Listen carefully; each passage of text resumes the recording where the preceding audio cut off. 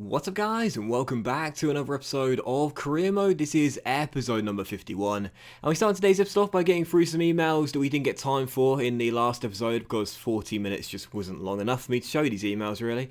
If you watched episode number 50, it was of course a 40-minute special, and thank you for all the support on yesterday's episode. Obviously, you know, doing a thank you special when we hit 50 or 100 in a series is commonplace on my channel throughout all the years I've been doing Career Mode, but either way, the support is always fantastic, and you know, to be in the second half of the century of episodes in Career Mode now, I can't believe this is episode number 51. I really can't.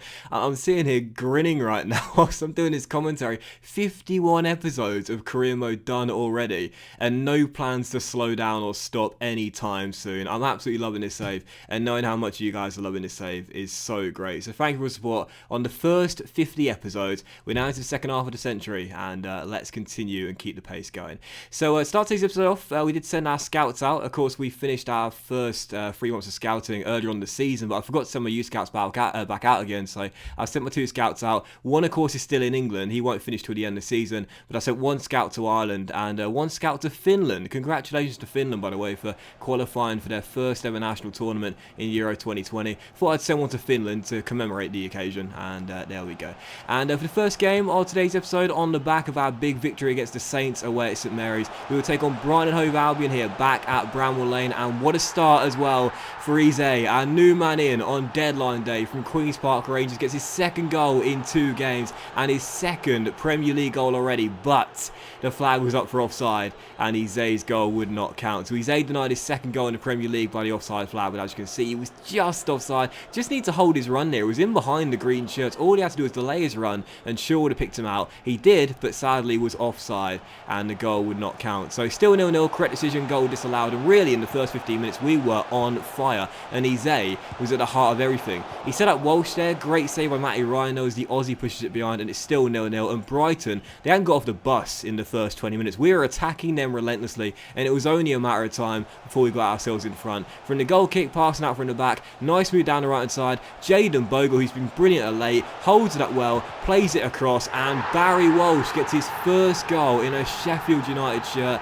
as he makes it 1-0, does the little sound with the celebrate, but unfortunately, as you'll see, he might be dancing and celebrating his first Premier League goal. The goal gets taken off him. It goes down as an own goal from Shane Duffy, and answers on a postcard. How on earth is that an own goal? That's clearly going in to the top corner, clearly. But it might be going off target. I'm not entirely sure. It happened so quickly, I wasn't certain. But the goal disallowed, the goal taken off him even, it stood. But the goal taken off him, it's 1-0 regardless, and it goes down as an own goal of Shane Duffy, as we do take the lead regardless and do get ourselves our deserved goal to go in front. But 4 minutes after the restart, the kid said, "You're not going to disallow this one. This is mine and no one's taking it away from me." We attacked in the second half early, like we were doing all throughout the first half. Great hold-up play by Dominic Calvert-Lewin. Of course, continuing to score and play well for us this season, Calvert-Lewin. He's barely ever had a bad spell of form in his first season back at Bramwell Lane, but he's not just getting the goals, he's getting the assists as well. Great back heel into Walsh, and there we go. Finally now, the Northern Irishman does get his first goal in a Sheffield United shirt. That one's his, and to be honest, he could have had a hat-trick in this game. It was all Walsh. It was all Barry Walsh in this game. We were looking for him at every single opportunity. He's had a great debut year in professional football, and that was a man-of-the-match display by the teenager. Our number 39 at the heart of everything in that game. Should have had 2 goals at least, but instead just gets the 1 credited to him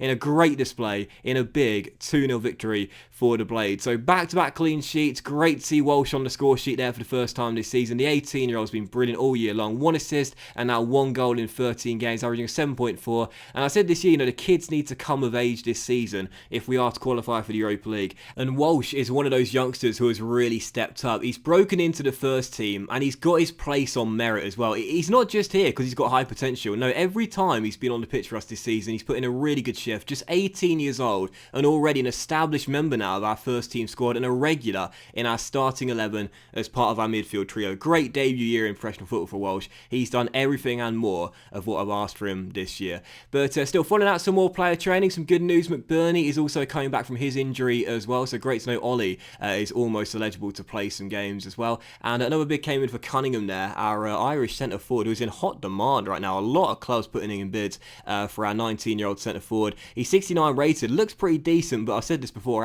our team has just got so many players in it, and so many of them young players as well. It's probably realistic to not have that many young players in your squad, most of which are of course in the reserves right now, so I'm not against cashing in on some of them, and as you would have seen, that is the plan with Cunningham. But following that, look at the league tables. We've now entered March. As you can see, just 11 games to go in this thrilling Premier League season. Right now we're still sat in 7th place, 3 points behind Manchester United and 5 behind Arsenal in 5th place right now, but we do have games in hand on both of those teams and a better goal difference record on the Red Devils as well. So the race for European football is so tight. And also the Carabao Cup winners have been confirmed. Manchester City beat West Ham by 3-0 in the final, and that's really good news for us as well, because of course if West Ham won the Carabao Cup, that takes out one of the Europa League spots in the league table. Of course 5th, 6th or 7th qualify for the Europa League depending on cup performances. The winners of the Carabao Cup qualify unless they've of course guaranteed a Champions League place next season, and let's be honest here, City are not going to drop out of the top 4. So that's great news there. City win the Carabao Cup, and that means that surely now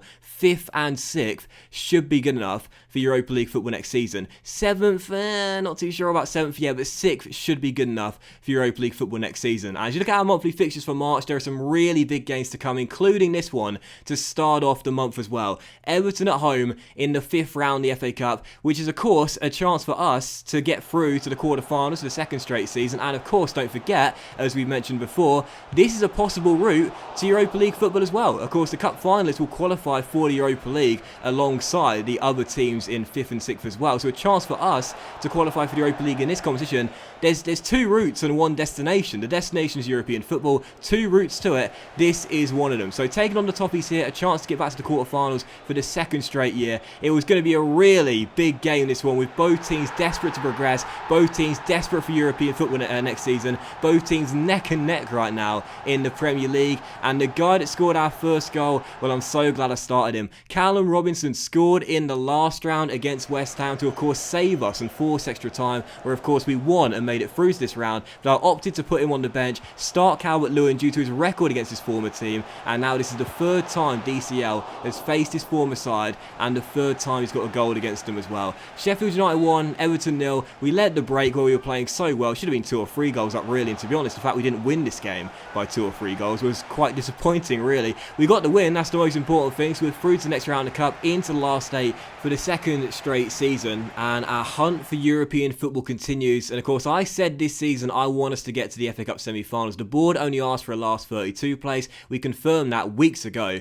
after beating Newcastle in the 3rd round, but I want to place at Wembley this season. I want our first Wembley trip of the series, and we've got a really good chance to do that and progress to semi-finals this season. Taking out the Toffees, very impressive defensive display there. Scott McKenna is just a bloody brick wall. He was brilliant once again, and as we advance in the calendar, we could see here the tournament prize money and the match rescheduled emails. We would find out our opponents for the last 8 of the FA Cup, and we'll be taking on Chelsea in the very next episode. The first game in the next episode, Chelsea, our rivals of the save at the moment. Frank Lampard's side coming to take us on at Bramall Lane. The other ties are Manchester United versus Spurs, Bournemouth versus Middlesbrough, and Liverpool versus Manchester City. So a couple of tasty ties there in the quarterfinals. Right now, of course, the champions playing host to league leaders there, and Manchester United versus Spurs would be a great battle as well. But for us taking on Chelsea, we've obviously got a great record against Chelsea in this series. We've played them several times, only lost once, and beaten them most of the times we've faced Frank Lampard's team as well. But we know they are the favourites, and regardless of our record against them,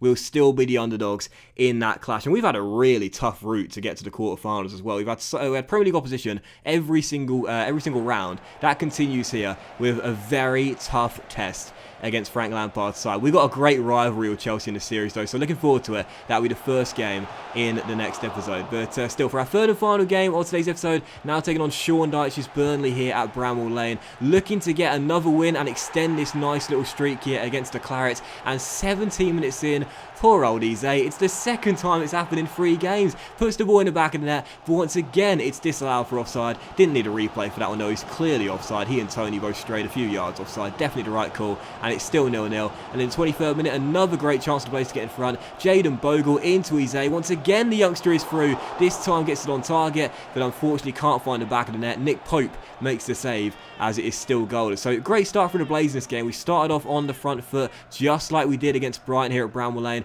Great attacking play, lovely passing moves, and Jayden Bogle, he's been brilliant since the turn of the calendar year. Really should have made it 1-0. Goes through one-on-one, but again, it's Nick Pope who had that stormer against us at Turf Moor, having another stormer here. So still goals at the break, still 0-0, and in the second half, Burnley had a great chance here to get in front against the run of play. Enisu now finds Sahavi, goes for goal, and the shot power there was insane. But Dean Henderson, fingertip stop. I'm surprised he didn't break his fingers. Unbelievable save there by our number one of the saves of the season. And then from the corner, Eze, not the tallest of lads, but has to jump with all his might there to head that header off the line and keep the score at 0-0. So what a start Eze has made to this team. Clearly on the offensive end and the defensive end as well. Brilliant defensive header. It's still 0-0. And just past the hour mark here, we had the ball in the back of the net once again. But once again, the frustration was laid bare for all to see. Barry Walsh there thought he'd scored his second goal in 2 Premier League games, but the flag is up once again, and for the second time in the game the goal is disallowed. And that's the third disallowed goal in 2 Premier League games. Once again it's the right call. The Lino's flag denies him, and Walsh has been great in recent games, so close there to his second goal for us. Offside, still 0-0, and with 10 minutes to go, still goalless. Robbie Brady almost won it for the Clarets, flying in there from that cross, but once again Dean Henderson makes a brilliant save and keeps it at 0-0. Final score, a goalless draw, a slip up at home to the Clarets, but if anything, it's good for me for my international side, knowing that both Nick Pope and Dean Henderson, who will both surely be on the plane for Qatar 2024, put in fantastic 2022, put in fantastic performances in a stalemate. Nil to the final score, but we do drop points. We spurn our game in hand, only cut the gap on United to just 2 points, and we're now 5 points behind Arsenal, although we do still have a game in hand on the Gunners. But that will end today's episode of Career Mode, guys. So a big thank you for watching. Hope you have enjoyed it, and if you did enjoy today's episode, then please drop a like. Much love to you all. Have a fantastic day, and I'll see you for the next episode of Career Mode featuring that FA Cup quarter final against Chelsea very soon.